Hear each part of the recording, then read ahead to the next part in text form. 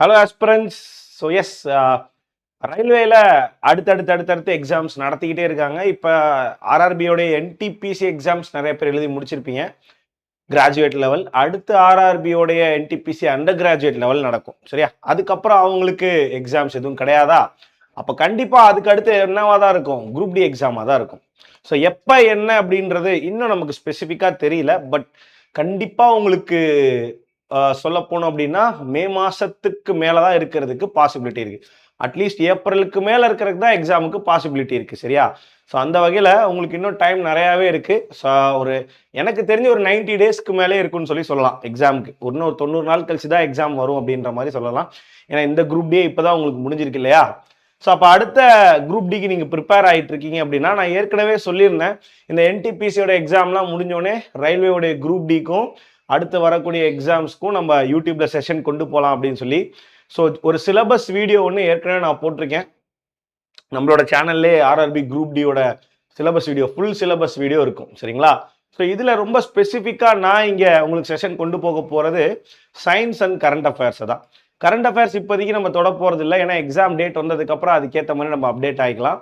ஆனால் சயின்ஸை பொறுத்த வரைக்கும் ரொம்ப இம்பார்ட்டன்ட். சயின்ஸில் நீங்கள் எவ்வளோ மார்க் வாங்குறீங்கன்றதை வச்சு தான் உங்களுக்கான வேலை அப்படின்றது நிர்ணயமாக போகுது. ஏன்னா எல்லாருமே ரீசனிங் அண்ட் ஆப்டி சால்வ் பண்ணிடுறாங்க ரயில்வே படிக்கிற எல்லாருமே. அப்போ சயின்ஸை எப்படி படிக்கிறது, எங்கேருந்து படிக்க ஆரம்பிக்கிறது, எந்த டாபிக் படிக்கிறது அப்படின்றத நம்ம தெளிவாக புரிஞ்சுக்கணும். ஏன்னா ஒரு சப்ஜெக்ட் எடுத்து அந்த சப்ஜெக்டை ஃபுல்லாக ஃபிசிக்ஸ்ன்ற ஒரு பெரிய கடலுக்குள்ளே நுழைஞ்சு நம்மளால் ஃபிசிக்ஸை ஃபுல்லாக படிக்க முடியாது. அதே கதை தான் கெமிஸ்ட்ரி, பயாலஜிக்கும். ஸோ எந்த இடத்துல கான்சென்ட்ரேட் பண்ணணும், எங்கே படிக்கணும், எப்படி படிக்கணுன்றதுக்காக தான் இந்த வீடியோ. ஸோ வீடியோக்குள்ளே போயிடலாம். ஸோ எஸ், சயின்ஸை பொறுத்த வரைக்கும் போன தடவை கொடுத்த மாதிரியே தான் இந்த தடவை உங்களுக்கு பேட்டர்ன் கொடுத்துருக்காங்க. ஏஎல்பியில் மாறின மாதிரி உங்களுக்கு குரூப் டியில் மாறுறதுக்கெலாம் வாய்ப்பு இல்லை. கண்டிப்பாக 25 கொஸ்டின் வந்து பார்த்தீங்க அப்படின்னா உங்களுக்கு சயின்ஸ்ல இருந்து கேட்கப்படும், சரியா? ஸோ அதே வகையில் உங்களுக்கு மேக்ஸில் 25, ரீசனிங்கில் 30, ஜென்ரல் அவேர்னஸ் அண்ட் கரண்ட் அஃபேர்ஸில் 20 கேள்விகள் சொல்லியிருக்காங்களா? ஸோ இதுக்கான விஷயம் என்னன்றதை நம்ம பொறுத்திருந்து பார்ப்போம். பட் இது இன்னைக்கு வீடியோவில் தெளிவாக நம்ம பார்க்க போகிறோம், சரிங்களா? அதன்படி உங்களுக்கு பிசிக்ஸ்ன்னு எடுத்துக்கிட்டீங்க அப்படின்னா இது போன குரூப் டியோட அப்டேட் பா. இது குரூப் டி 2025 கேள்விகளோட ஸ்பிளிட் அப். கிட்டத்தட்ட 101 ஷிஃப்ட் நடந்தது. இந்த 101 ஷிஃப்ட்ல உங்களுக்கு கேட்கப்பட்ட பிசிக்ஸ், பயாலஜி, கெமிஸ்ட்ரி கேள்விகள் எவ்வளவு அப்படின்றத நான் இந்த இடத்துல பிரிச்சு கொடுத்துருக்கேன். கிட்டத்தட்ட 992 பிசிக்ஸ் கேள்வியும், 815 பயாலஜி கேள்வியும், 718 கெமிஸ்ட்ரி கேள்வியும் கேட்டாங்க. போன குரூப் டியில் கொஞ்சம் சேஞ்ச் என்னன்னா, பிசிக்ஸ் தான் எப்பயுமே டாப்பாக இருக்கும். போன தடவை 2வது இடத்துல கெமிஸ்ட்ரி, 3வது இடத்துல பயாலஜி இருந்தது. பட் இந்த இடத்துல பார்த்தீங்கன்னா கிட்டத்தட்ட 100 கொஸ்டின் வந்து பயாலஜிக்கும் பிசிக்ஸ்க்கும் டிஃபரன்ஸ் இருக்கு. அதே மாதிரி கிட்டத்தட்ட 200 கொஸ்டின் வந்து பயாலஜிக்கும் பிசிக்ஸ்க்கும் டிஃபரன்ஸ் இருக்கு. கெமிஸ்ட்ரிக்கும் இதுக்கும் 100, இதுக்கும் 200, கரெக்டுங்களா? அப்போ வந்து பார்த்தீங்கன்னா பிசிக்ஸ் கேள்விகள் கொஞ்சம் அதிகமாக கேட்கப்பட்டிருக்கு. சொல்ல போனால் ரொம்ப சிம்பிளாக சொல்ல போனால் 25 கேள்வியில் 10 கொஸ்டின் பிசிக்ஸாக தான் இருக்கும். கெமிஸ்ட்ரியும் பயாலஜியும் சேர்த்து ஒரு 15 கொஸ்டின் இருக்கும். இதுதான் வந்து பார்த்தீங்கன்னா உங்களுக்கு கொஸ்டின் ஸ்பிளிட் அப்பாக இருக்கும் எல்லா தடவையுமே. அதனால பிசிக்ஸ் அப்படின்ற டாபிக் ரொம்ப இம்பார்ட்டன்ட். நம்மளுமே வந்து பார்த்தீங்க அப்படின்னா நம்மளோட இயற்பியல்ல இருந்து தான் ஆரம்பிக்க போகிறோம். என்ன மாதிரியான கிளாஸஸ் என்னன்றது நான் பின்னாடி சொல்கிறேன் யூடியூப்ல. பட் இந்த கேள்விகளை மையமாக கொண்டு தான் நம்மளுடைய ஆன்லைன் பாடங்கள் இருக்க போகுது. கேள்விகளை வச்சு தான் நம்ம இங்கே படிக்கவே ஆரம்பிக்க போகிறோம். ஒரு டாபிக்னா அந்த டாப்பிக்கோட பேசிக்கான விஷயங்கள் உங்களுக்கு சொல்லி கொடுத்துட்டு அதுல இருந்து என்னெல்லாம் டீட்டெயிலான கேள்விகள் வந்திருக்கு அப்படின்றத நம்ம அடுத்தடுத்து வரக்கூடிய யூடியூப் செஷன்ல பார்க்க போறோம், சரியா? ஸோ இதுலயுமே சார் சும்மா 992, 815, 718 சொன்னா போதுமா? அதுல எந்தெந்த டாபிக் ரொம்ப இம்பார்ட்டன்டான டாபிக் எனக்கு சொல்லுங்க சார் அப்படின்னு பாத்தீங்கன்னா, உங்களுக்கு இதுல இருக்கக்கூடிய எல்லா முக்கியமான டாபிக்கையும் கொடுத்துருக்கேன். அதுல இருக்கலே அதிகமா கேட்கப்பட்ட டாபிக் எது அப்படின்னு பாத்தீங்கன்னா லைட். ஆமா தானே? ஒளியை பத்தின கேள்விகள் எல்லா எக்ஸாம்லயுமே இந்த லைட் டாபிக் ரொம்ப இம்பார்ட்டண்டா இருக்கும். அடிக்கடி வந்து பாத்தீங்க அப்படின்னா எக்ஸாம்ல இருந்து கேள்வி கேட்பாங்க. பிசிக்ஸ்ல ஒரு எக்ஸாம்ல 10 கேள்வி கேட்கறாங்கன்னா அதுல 3 கேள்வி லைட் சம்பந்தமான கேள்வியா தான் இருக்கும். அதே மாதிரிதான் கிட்டத்தட்ட 188 கேள்விகள் வந்து பாத்தீங்க அப்படின்னா உங்களுக்கு லைட்ல இருந்தே வந்திருக்கு. நான் என்ன சொன்னேன், மொத்தமே 100 ஷிஃப்ட்னு தான் சொன்னேன், கரெக்டுங்களா? 101 ஷிஃப்ட்னு தான் சொன்னேன். அப்போ ஒரு ஷிஃப்ட்டுக்கு ஒரு கேள்வியாவது உங்களுக்கு லைட்ல இருந்து வந்திருக்குன்றது எவ்வளவு முக்கியமான பாயிண்ட் பாத்தீங்களா? ஒண்ணு இல்ல, அதாவது ஒரு ஷிஃப்ட் இல்ல, 1ல இருந்து 2, அதெல்லாம் 2ல இருந்து 3 கேள்வியா கூட இருக்கலாம் சம்டைம். ஸோ அந்த அளவுக்கு வந்து பாத்தீங்கன்னா லைட்ன்ற டாபிக் ரொம்ப இம்பார்ட்டன்ட். லைட்டுக்கு அடுத்து, ஒளிக்கு அடுத்து எந்த டாபிக்ல இருந்து வந்திருக்கு? எலக்ட்ரிசிட்டி. எஸ், மின்சாரத்துல இருந்தும் அதிகமான கேள்விகள் வந்திருக்கு. அதுக்கப்புறம் force and laws of motion, இயக்கம் மற்றும் இயக்க விதிகள், சரி ஐ மீன் விசை மற்றும் இயக்க விதிகள்ல இருந்தும் அதிகமான கேள்விகள். ஒர்க் அண்ட் எனர்ஜி, வேலை மற்றும் ஆற்றல்ல இருந்து அதுக்கு அடுத்து அதிகமான கேள்வி. மோஷன் இங்கேயே சேர்த்துடலாம், ஆக்சுவலா இவனையும் இங்க சேர்த்துக்க வேண்டியதான். இங்க லாஸ் ஆஃப் மோஷன் மட்டும் சொல்லியிருக்கோம், பட் இவனையும் இங்க சேர்த்துக்கிட்டோம் அப்படின்னு பாத்தீங்கன்னா இவனை 2 பேரையும் சேர்த்தாலே 200 கேள்விக்கு மேல வந்துருது. அடுத்து கிராவிடேஷன், ஈர்ப்பு விசை. ஸோ இந்த மாதிரி இருக்கக்கூடிய முக்கியமான டாபிக் நல்லா ஹைலைட் பண்ணி நம்ம படிச்சுக்கணும், சரியா? ஏன்னா 10ல இந்த மாதிரி இப்போ ஃபார் எக்ஸாம்பிளுக்கு இதுல டாப் 5 டாபிக் பார்ப்போமே. நம்மளுடைய 2 3 4 2 3 4 எதை வச்சுக்கலாம், இந்த 4 டாபிக்கே எடுத்துப்போமே. இந்த 4 டாபிக் நம்ம வந்து படிச்சிருந்தோம்னாலே இங்க பாருங்க 100 ஷிஃப்டா, அப்ப இதுல ஒரு கொஸ்டின், இதுல ஒரு கொஸ்டின், இதுல 2 கொஸ்டின், இதுல ஒரு கொஸ்டின் அப்படின்னு இந்த 4 டாபிக் படிச்சாலே 5 கேள்விகள் நம்மளால எழுத முடியுது, கரெக்டா? அப்ப இந்த டாபிக்லாம் தான் நம்ம அதிகமான கான்சென்ட்ரேஷன் கொடுக்கணும். வெறும் இந்த 4 டாபிக் படிச்சோம்னா நம்மளால 5 கேள்விகளை எழுத முடியுது. மொத்தமே 10 கேள்வி தான் சொல்லியிருந்தேன் இல்லையா பிசிக்ஸ்ல, அதுல 5 கேள்வி உங்களால எந்த டாபிக்ல இருந்து எழுத முடியுதுன்னா அப்ப எவ்வளவு டீடைல்டா அதை நீங்க படிக்கணும். ஏன்னா சயின்ஸ்ன்ற பட்சத்துல மற்ற சப்ஜெக்ட் மாதிரி இல்லாம உங்களுக்கு சயின்ஸ்ல ரொம்பலாம் நோண்டி நோண்டி கேட்க முடியாது. எவ்வளவு நோண்டி கேட்டாலும் ஒரே கான்செப்ட் தான் சுத்தி சுத்தி கேட்கற மாதிரி. ஹிஸ்டரினா ஏதோ ஒரு ராஜாவை பத்தி கேட்கலாம், பாலிட்டினா சம்பந்தமே இல்லாத ஆர்டிகல் பத்தி கேட்கலாம். ஆனா சயின்ஸ்ன்ற பொறுக்கும் பட்சத்துல கான்செப்ட் ஓரியன்டா கேள்வி கேட்டாலுமே உங்களுக்கு வந்து கான்செப்ட் புரிஞ்சிருந்ததுன்னா அந்த கேள்வி உங்களால எழுத முடியும், கரெக்டா? சரி ரைட். அப்ப பிசிக்ஸை பொறுத்த வரைக்கும் டாபிக்ஸ் ரொம்ப லிமிட்டட் தான். நம்ம இந்த டாபிக்ஸ்ல எல்லாம் ரொம்ப டீடைல்டாவே செஷன் கொண்டு போகலாம் அப்படின்னு சொல்லி பிளான் பண்ணியிருக்கேன். டெய்லி ஒரு 1/2 hour தான் செஷன் இருக்கும். எப்ப ஆரம்பிக்குது என்னன்றதை நான் கூடிய சீக்கிரம் சொல்றேன். கொஞ்சம் ப்ரிப்பரேஷன் பண்ணி ப்ராப்பரா வந்து இறக்கலாம் அப்படின்றதான் பிளான், வேற எதுவும் இல்லை, சரியா? ஸோ எஸ், அடுத்து கெமிஸ்ட்ரிக்கு போறோம். கெமிஸ்ட்ரியை பொறுத்த வரைக்கும் டாபிக்கள் கொஞ்சம் அதிகம். பட் இருந்தாலும் வந்து பாத்தீங்க அப்படின்னா உங்களுக்கு இந்த கார்பன் சம்பந்தமா, கார்பனுடைய சேர்மங்கள் சம்பந்தமா கொஞ்சம் கேள்விகள் அதிகமா இருக்கும். அண்ட் ஆட்டம், அணுவின் அமைப்பை பத்தின கேள்விகள் உங்களுக்கு அதிகமா இருக்கும். அதுக்கப்புறம் பாத்தீங்க அப்படின்னா மெட்டல் அண்ட் நான் மெட்டலோட யூசஸ், உலோகங்கள் ஆலோகங்கள் பத்தின கேள்விகள். அண்ட் இங்க பாத்தீங்க அப்படின்னா கெமிக்கல் ரியாக்ஷன் அண்ட் ஈக்குவேஷன், வேதியியல் வினைகள் மற்றும் சமன்பாடுகள். இதுதான் வந்து பாத்தீங்கன்னா இதுல இருக்கக்கூடிய அந்த டாப் 4 டாபிக். ஸோ அப்போ ஆப்வியஸ்லி இதுலயுமே உங்களால இந்த 4 டாபிக் படிச்சீங்கனாலே 4ல இருந்து 5 கொஸ்டின் ஈஸியா எழுதிட முடியும், கரெக்டா? கெமிஸ்ட்ரியிலலாம் உங்களுக்கு கேட்ட கேள்வியிலேயே இந்த 4ல இருந்து 5 கொஸ்டின் ஈஸியா எழுத முடியும்னா யோசிச்சுக்கோங்களேன். இப்போ இதையும் சேர்த்துப்போம், மேட்டர் இன் அவர் சரௌண்டிங், ஒன்றும் கிடையாது, நம்மை சுற்றியுள்ள பொருட்கள் பத்தின அதோட யூசஸ் பத்தின கேள்விகள், சரியா? ஸோ அப்போ இந்த மாதிரி டாபிக்ஸ் எல்லாமே நீங்க கெமிஸ்ட்ரியில கொஞ்சம் கான்சென்ட்ரேட் பண்ணி படிக்கிற மாதிரி இருக்கும். எங்க படிக்கணும்னு நான் சொல்றேன், வெயிட் பண்ணிக்கோங்க, சரியா?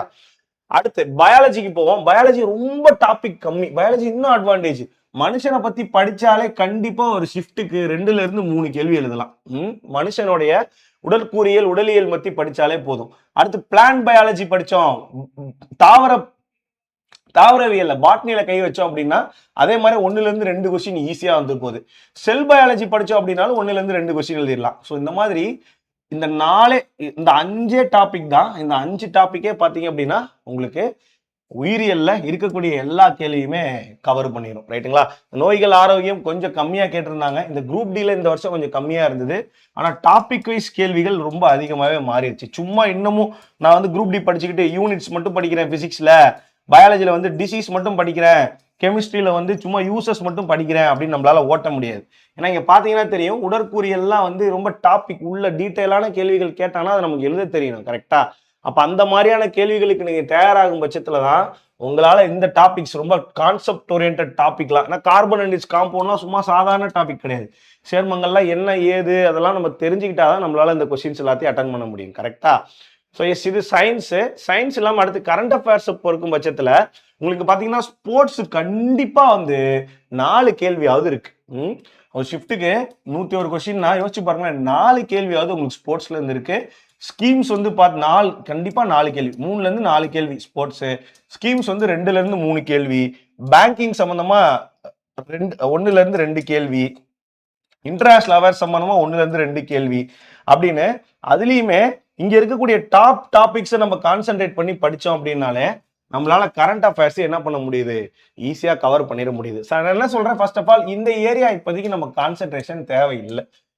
இது பொறுமையா நம்ம படிச்சுக்கலாம், அவசரம் இல்லை, சரியா? இது எப்போ எக்ஸாம் வருதோ அதுக்கேற்ற மாதிரி நம்ம ப்ரிப்பேர் ஆகிக்கலாம். இதுக்கு ஒரு 1 month டைம் இருந்தாலே நமக்கு போதும். அந்த 1 மந்த்லேயே நான் உங்களுக்கு பொறுமையாக இந்த கரண்ட் அஃபேர்ஸ் எல்லாத்தையும் எடுத்து கொடுக்குறேன். இந்த தடவையே நான் நிறையா கரண்ட் அஃபேர்ஸ் சொல்லி கொடுத்துருந்தேன்.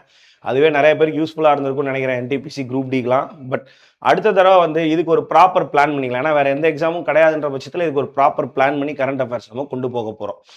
ஸோ எஸ், இதில் நம்மளுடைய பிளான் என்ன அப்படின்றத சொல்கிறேன். முதல்ல இந்த யூடியூப்ல நீங்கள் பார்த்த மாதிரி தான் வேர் டு ஸ்டடி, எங்க சார் நான் படிக்கிறது, புக்கு என்ன சார் அப்படின்னு கேட்குறவங்களுக்கு ரொம்ப சிம்பிள்.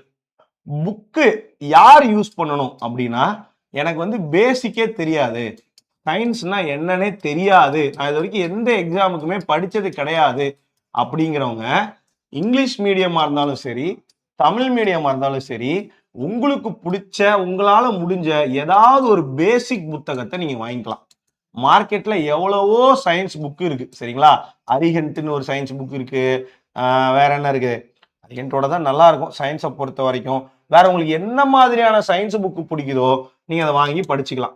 இது வந்து தமிழ் மீடியமா இருக்கும் பட்சத்துல நீங்க என்ன பண்ணலாம் அப்படின்னா, இந்த டிஎன்பிஎஸ்சிக்கு கம்பைல் பண்ணி வச்சிருப்பானுங்கல்ல சயின்ஸ் புக்கு, டிஎன்பிஎஸ்சி சம்பந்தமான விஷயங்கள்லாம் சயின்ஸ் புக்ல இருக்கும்ல, அந்த புக்கை வாங்கி நீங்க படிச்சுக்க வேண்டியதான், சரிங்களா?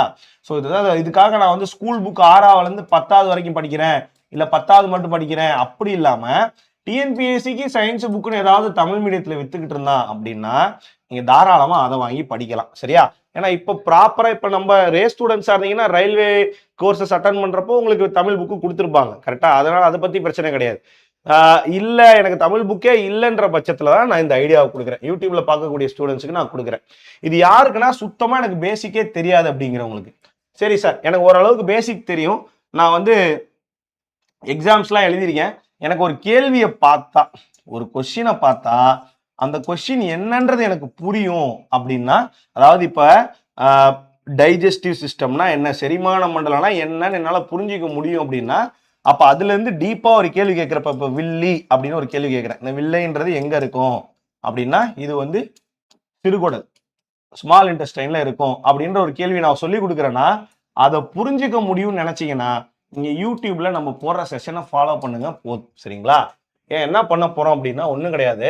ஃபார் எக்ஸாம்பிளுக்கு நம்ம வந்து ஃபோர்ஸ், விசை அப்படின்ற ஒரு டாபிக்ல கிளாஸ் எடுக்க போறோம்னு வச்சுப்போம். இந்த ஃபோர்ஸ்னா என்ன, இதுக்கான ஃபார்முலா என்ன, இதுக்கான முக்கியமான இம்பார்ட்டண்ட்டான பாயிண்ட்ஸ் என்ன, இது எல்லாத்தையும் ஃபர்ஸ்ட் ஒரு 10 நிமிஷம் நம்ம சொல்லிக் கொடுக்க போறோம். அதுக்கப்புறம் அந்த டாபிக்ல இருந்து ஒரு 20லேருந்து 30 நிமிஷத்துக்கு இம்பார்ட்டண்டா ரொம்ப முக்கியமான அடிக்கடி கேட்கப்பட்ட ஒரு 20லேருந்து 25 கேள்விகள் நம்ம பார்க்க போறோம். அப்போ டாபிக்காகவும் இருக்கும், கேள்வியாகவும் இருக்கும், அண்ட் ஆப்வியஸ்லி இங்கிலீஷ் அண்ட் தமிழ்ல தான் இருக்கும். அப்போ நீங்க டாபிக்கா பார்த்த மாதிரி ஆச்சு, போன வருஷம் கேட்ட கேள்வியை சால்வ் பண்ண மாதிரி ஆச்சு. இதுதான் நம்மளோட யூடியூப் செஷனோட பிளானா இருக்க போகுது, சரியா? ஸோ அப்ப இந்த செஷன் கண்டினியூவா வருமா சார், நீங்க சொல்றீங்க காணா போயிடுறீங்க அப்படின்னா, எல்லாமே பிளான் பண்றதெல்லாம் கரெக்டாக தான் பண்ணுவோம், பட் காலம் தான் அதுக்கு பதில் சொல்லும். இப்போதைக்கு எந்த எக்ஸாமும் நமக்கு கிடையாது, கண்ணு முன்னாடி இல்லை, சிஜிஎல் நோட்டிஃபிகேஷன் கிடையாது. ஸோ அதனால தாராளமா இந்த செஷனை கொண்டு போறதுல எந்த ஒரு தடுப்பும் கிடையாது. அதே மாதிரியே ஒரு செஷன் ஆரம்பிக்கிறப்ப இந்த குரூப் டியோட வீடியோ மறுபடியும் நான் போடுறதுக்கே காரணம் என்னன்னா, இப்போ ஏற்கனவே சிலபஸ் வீடியோக்கே நிறைய பேர் நல்லா ரெஸ்பான்ஸ் கொடுத்துருந்தீங்க. அதே மாதிரி இந்த செஷன் நான் கஷ்டப்பட்டு பிளான் பண்ணி கொண்டு போறேன். ஏன்னா நீ யோசிச்சு பாருங்க, நான் இந்த கண்டென்ட்டை முதல்ல இங்கிலீஷ்ல எடுக்கணும், அதுக்கப்புறம் தமிழ்ல எடுக்கணும், அப்புறம் கேள்வி இங்கிலீஷ்ல எடுக்கணும், அதுக்கப்புறம் தமிழ்ல எடுக்கணும், அதுக்கு ஆன்சர் கொடுக்கணும், அதுக்கப்புறம் தான் செஷனை கொண்டு வர முடியும். ஸோ இவ்வளோ கஷ்டப்பட்டு செஷனை கொண்டு வரேன் அப்படின்னா அதுக்கு உங்களுடைய ஆதரவு இருந்தால் மட்டும்தான், நீங்கள் ப்ராப்பராக சப்போர்ட் பண்ணால் மட்டும்தான் கொண்டு போக முடியும், ஓகேவா? ஸோ இந்த வீடியோக்கு கீழே யார் யாரெல்லாம் இதில் இன்ட்ரெஸ்டடாக இருக்கீங்கன்றத சொல்லுங்கள். கூடிய சீக்கிரம் இந்த வாரத்துக்குள்ளே மேபி ஆரம்பிக்கிறதுக்கு பாசிபிலிட்டி ரொம்ப அதிகம், சரியா? எவ்வளோ சீக்கிரம் ஆரம்பிக்கிறோமோ அவ்வளோ சீக்கிரம் நல்லது, அதர் எக்ஸாம்ஸ் வந்து டிஸ்டர்ப் பண்ணாமல் இருக்கும், கரெக்டா? இதுதான் நான் உங்களுக்கு கொடுக்கக்கூடிய பிளான். ஸோ எங்கே படிக்கணும், எப்படி படிக்கணும்னு சொல்லிட்டேன். இப்போ இந்த பேசிக் படித்ததுக்கு அப்புறம் நீங்கள் தாராளமாக என்ன பண்ணலாம்னா நேராக நம்ம கொஸ்டின் வந்து சால்வ் பண்ண ஆரம்பிச்சிடலாம், சரியா? ஸோ இந்த பேசிக் புத்தகங்கள் அப்படிங்கிறப்ப நான் ஏதாவது அவைலபிளாக இருந்துச்சு அப்படின்னா அந்த புக்கோட லிங்க்கை வந்து உங்களுக்கு நம்மளுடைய டெலகிராம் சேனல், இந்த டெலகிராம் சேனல் எங்கே சார் இருக்கும்? இப்போ இந்த வீடியோவோட லிங்க் இருக்கு, இந்த வீடியோ இருக்கு பார்த்தீங்களா, இந்த வீடியோவுக்கு கீழே ஒரு லிங்க் இருக்கும், அந்த லிங்கை கிளிக் பண்ணி நீங்கள் டெலகிராம் சேனலில் ஜாயின் பண்ணிக்கலாம். அந்த டெலகிராம் சேனலில் உங்களுக்கு என்ன பண்ணியிருக்கேன் நான், இந்த